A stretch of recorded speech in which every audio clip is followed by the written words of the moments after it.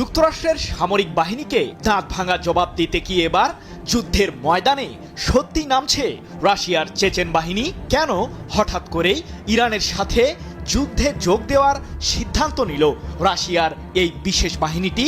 টানা কয়েকদিন ধরেই গুঞ্জন ছিল যুদ্ধের ময়দানে ইহুদিবাদীদের বিরুদ্ধে লড়তে ইরানকে ক্রমাগত সহযোগিতা করছেন রুশ প্রেসিডেন্ট ভ্লাদিমির পুতিন।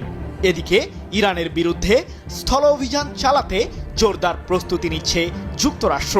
এরই মাঝে কয়েক হাজার মার্কিন সেনা মধ্যপ্রাচ্যে পৌঁছেছে। যুদ্ধের পরিধি কি তাহলে বাড়তে চলেছে?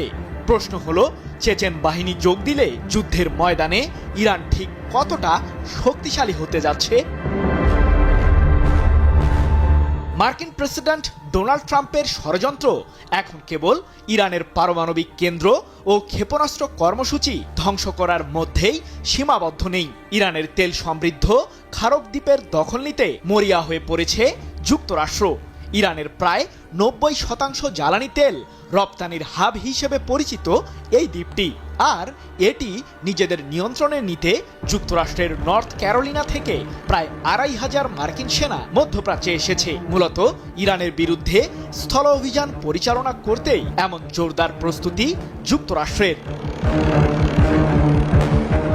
কিন্তু ইরানের জ্বালানি তেলের নিয়ন্ত্রণ মার্কিন প্রশাসনের হাতে চলে গেলে যে রাশিয়ার জন্যও সেটা সমান ক্ষতির কারণ হবে, সে বিষয়টি হাড়ে হাড়ে টের পেয়েছেন পুতিন।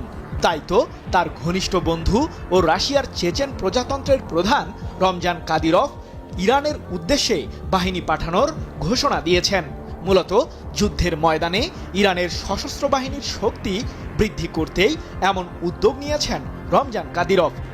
31 মার্চ এক প্রতিবেদনে বিষয়টি নিশ্চিত করেছে ইরানের রাষ্ট্রীয় সম্প্রচার মাধ্যম প্রেস টিভি। সমরবিদদের ধারণা, রমজান কাদিরভের অনুগত চেচেন বাহিনীতে 50,000-এরও বেশি সদস্য রয়েছে।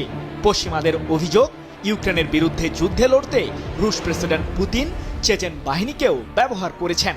তবে প্রশ্ন হলো, ইরানে কেন যাবে রমজান কাদিরভের বিশেষ এই বাহিনী? ইরানের বিরুদ্ধে চলমান যুদ্ধের ময়দানে যুক্তরাষ্ট্র ইসরায়েলকে সরাসরি সমর্থন জানিয়েছেন ইউক্রেনের